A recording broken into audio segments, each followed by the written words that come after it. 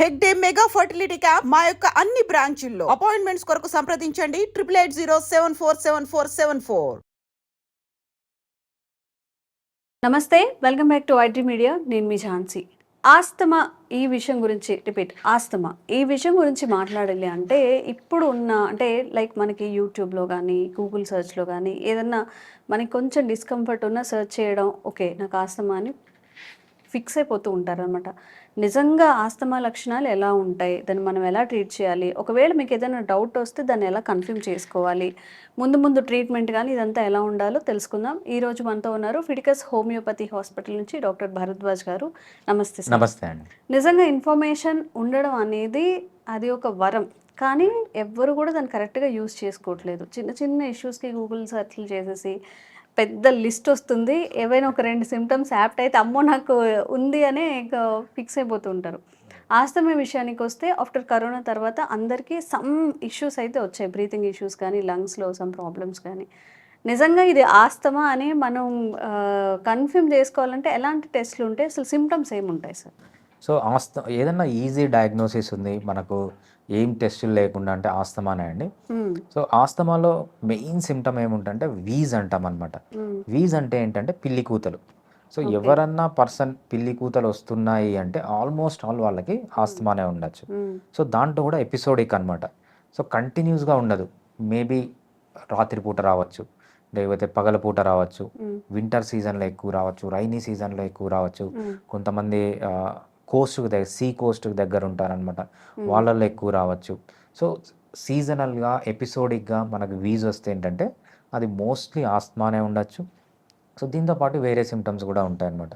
వీళ్ళకి ఏంటంటే accessory muscles, మనం రెస్పిరేషన్ చేసేటప్పుడు వేరే మజిల్స్ యూజ్ చేయము, ఓన్లీ చెస్ట్కి సంబంధించి మజిల్స్ యూజ్ చేస్తాం. వీళ్ళు ఏం చేస్తారంటే neck muscles, shoulder muscles, abdomen muscles, ఇవన్నీ యాక్సెసరీ మజిల్స్ యూజ్ చేస్తూ ఉంటారు అనమాట. సో ఇంకోటి ఏంటంటే అలనాజ్ అండ్ మనం ముక్కుల్లోంచి బాగా గాలి పీల్చుకునేటప్పుడు ఏమంటే ముక్కులు పైకి లేయడం, ఇవన్నీ జరుగుతుంటుంది. ఈ సిమ్టమ్స్ అన్నీ చూసుకొని మనము అది ఆస్తమా అని గుర్తుపట్టచ్చు. దీనికి పెద్ద టెస్ట్లు ఏం అవసరం లేదు, మనకు ఎక్స్రే చేయొచ్చు. ఎక్స్రే చేస్తే దాంట్లో చేంజెస్ తెలుస్తాయి. అదేవిధంగా లంగ్ ఫంక్షన్ టెస్ట్ అంటాం అనమాట. లంగ్ ఫంక్షన్ టెస్ట్ చేస్తే తెలిసిపోతుంది. అది అలర్జిక్ ఏదన్నా ఉంటే మనకు బ్లడ్ టెస్ట్, సింపుల్ బ్లడ్ టెస్ట్లో ఈస్నోఫిల్స్ రైజ్ అయి ఉంటాయి, లేకపోతే ఐజీఈ రైజ్ అయి ఉంటుంది. సో ఇవన్నీ చూసి మనము ఆస్తమాని ఈజీగా గుర్తుపట్టచ్చు. సార్ నిజంగా అంటే ఇది లంగ్స్ రిలేటెడ్ అని మనం చెప్పుకుంటున్నాము, అసలు లంగ్స్ ఏం చేస్తాయి మన బాడీలో, దీనికి ఆస్తమాకి రిలేషన్ ఏముంటుంది? సో ఆస్తమా అనేది ఒక లంగ్కి సంబంధించిన డిజార్డర్ అండి, డిసీజ్ అంటాం మనము. అసలు లంగ్స్ ఎలా పనిచేస్తాయని మనం తెలుసుకుంటే ఆస్తమా తెలుసుకోవడం ఈజీ అనమాట. సో మనము గాలి పీల్చుకునేటప్పుడు ఇక్కడ మెయిన్ పైప్ ఉంటుంది కదా, దీన్ని ట్రాకియా అంటాం అనమాట. మనం లోపలికి వెళ్తూనే ఇక్కడ ట్రాకియా ఏమవుతుందంటే 2గా డివైడ్ అవుతుంది. దాన్ని ఏమంటారంటే ప్రైమరీ బ్రాంకై అంటాం అనమాట. సో మళ్ళీ ప్రైమరీ బ్రాంకై మళ్ళీ డివైడ్ అవుతుంది, దాన్ని సెకండరీ బ్రాంకై అనమాట.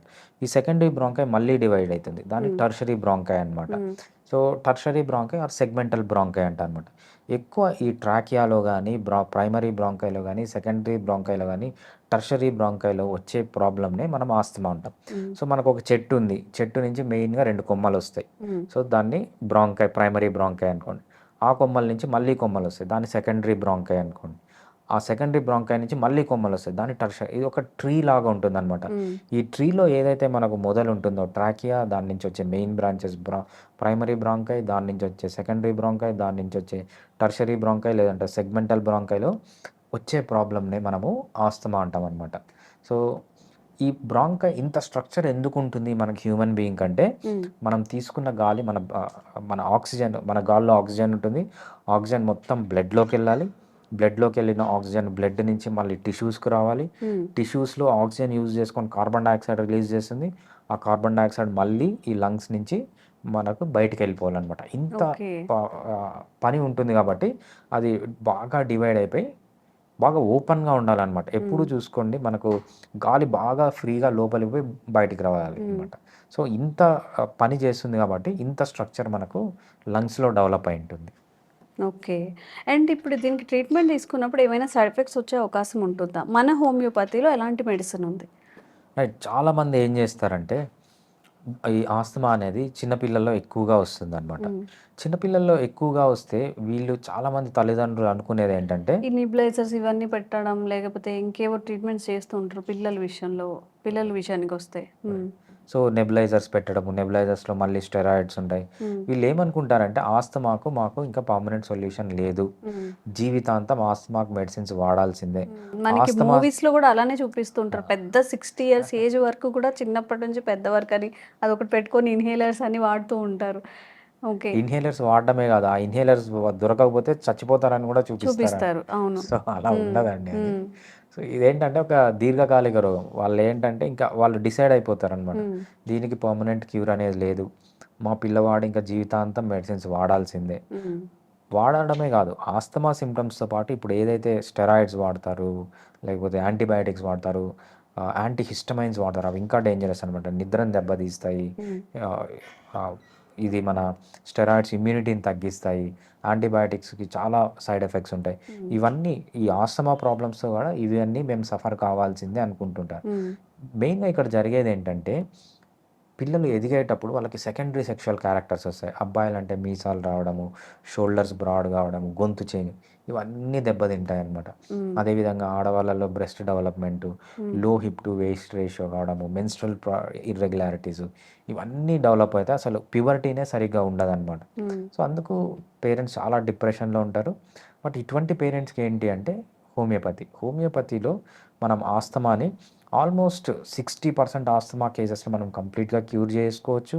సో మిగిలిన 40%లో ఏంటంటే మనం మెయింటైన్ చేసుకుంటూ రావచ్చు. మెయింటైన్ చేస్తే ఇక్కడ స్పెషాలిటీ ఏంటంటే ఒక్క సైడ్ ఎఫెక్ట్ కూడా లేకుండా మనం ఏదైతే మీరు అలోపతిలో సైడ్ ఎఫెక్ట్స్ చెప్పారో, సో స్టెరాయిడ్స్ తీసుకోండి. స్టెరాయిడ్స్ మెయిన్‌గా ఏం చేస్తాయంటే అబ్డామిన్‌కి సంబంధించిన ప్రాబ్లమ్స్ కానీ లేకపోతే ఇమ్యూనిటీని తగ్గించేస్తాయన్నమాట. యాంటీ హిస్టమైన్స్ తీసుకుంటారు. యాంటీ హిస్టమైన్స్ వల్ల మెయిన్‌గా వచ్చే ప్రాబ్లమ్ ఏంటంటే నిద్రను దెబ్బతీస్తాయన్నమాట. సో అది తీసుకున్నన్ని రోజులు నిద్ర వస్తుంది. అది స్టాప్ చేస్తే మళ్ళీ నిద్ర రాదనమాట. అంతేకాకుండా ఎవ్రీ టైం వాళ్ళు డోసుని పెంచుకుంటూనే ఉండాలి. దాంతోపాటు యాంటీబయాటిక్స్ వల్ల ఎన్ని సైడ్ ఎఫెక్ట్స్ ఉంటాయో మనము చెప్పనవసరం లేదు. సో ఇవన్నీ లేకుండా మనం హోమియోపతిలో ఈవెన్ సింగిల్ సైడ్ ఎఫెక్ట్‌గా లేకుండా ఎక్సలెంట్‌గా ఆస్తమాని ట్రీట్మెంట్ చేసుకోవచ్చు. ట్రీట్మెంట్ తీసుకునే కొద్దీ మీ ఆస్తమా సిమ్టమ్స్ తగ్గిపోతాయి. సిమ్టమ్స్ యొక్క డ్యూరేషన్ తగ్గిపోతుంది. మళ్ళీ వచ్చే ఫ్రీక్వెన్సీ తగ్గిపోతుంది. ఇంటెన్సిటీ ఈరోజు ఎక్కువ ఆస్తమా వచ్చింది, ఎక్కువ బ్రెత్లెస్నెస్ వచ్చింది, నెక్స్ట్ రోజు అలా స్లోగా తగ్గుతుంది. అంతేకాకుండా ఆస్తమాలో మనకు డిఫరెంట్ వెరైటీస్ ఆఫ్ సిమ్టమ్స్ ఉన్నాయన్నమాట. మనము ముక్కులు ఎగరేస్తూ ఉంటాము, వీజ్ వస్తూ ఉంటుంది.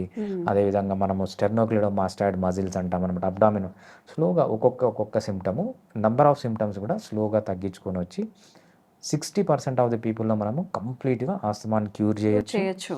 ఓకే. బట్ 40% ఆఫ్ ది పీపుల్‌కి ఏమవుతుందంటే మనం మెయింటైన్ చేసుకుంటాం. ఆ మెడిసిన్‌తో మెయింటైన్ చేసుకుంటూ రావచ్చు. Without single side effect. Okay. So అందరిలో ఉన్న మైత్ అండి. నిజంగా మనకి అంటే అందరికీ అన్ని విషయాల్లో నాలెడ్జ్ ఉండకపోవచ్చు. మూవీస్‌లో చూడడం, రకరకాలుగా ఊహించుకోవడం ఆస్తమా తగ్గదు అని చెప్పి హోమియోపతిలో 60% క్యూర్ చేయొచ్చు. మిగతా వాళ్ళలో కూడా మెడిసిన్ ద్వారా వాళ్ళు లైఫ్ లాంగ్ అలా మెయింటైన్ చేసుకుంటూ ఉండొచ్చు. అంటే ఎవరైనా కానీ ఆస్తమా రిలేటెడ్ పేషెంట్స్ మీ ఫ్రెండ్స్‌లో, రిలేటివ్స్‌లో ఎవరైనా ఉన్నా ఈ వీడియో ఫార్వర్డ్ చేయండి. ఒకసారి హోమియోపతి మెడిసిన్ కూడా ట్రై చేసి చూడమని సజెస్ట్ చేయడం ద్వారా వాళ్ళని మీరు కొంచెం హెల్ప్ చేసిన వాళ్ళు అవుతారు.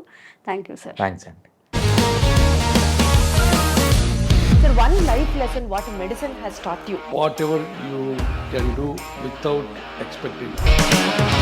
బట్ ఐ రియలీ బిలీవ్ మన పాజిటివ్ యాటిట్యూడ్ ఉంటేనే మనం ఏదైనా సాధించగలం. గట్ని మనం కరెక్ట్గా డీల్ చేసినట్లయితే అది మనకి పాజిటివ్ హార్మోన్స్ని రిలీజ్ చేస్తుంది. షుగర్ వచ్చిన వాళ్ళ పరిస్థితి ఏంటి? పొట్ట దగ్గర పెరిగితే దాన్ని ఆండ్రాయిడ్ అంటారు. ఆండ్రాయిడ్ ఫోన్ కదా. అసలు థాట్స్ ఎందుకు వస్తాయి? బ్రెయిన్ డెడ్ అంటే దానికి ప్రపంచం అంతా కూడా కొన్ని నిర్దిష్టమైనటువంటి లక్షణాలు ఉంటాయి. మానసికంగా ధైర్యంగా ఉంటే క్యాన్సర్ జయించవచ్చు. You are a doctor for a cause sir, అంతే. వాళ్ళకి వచ్చిన ఆదాయం కాకుండా ఫ్రీ సర్వీస్ ఎంతమందికో చేస్తుంది.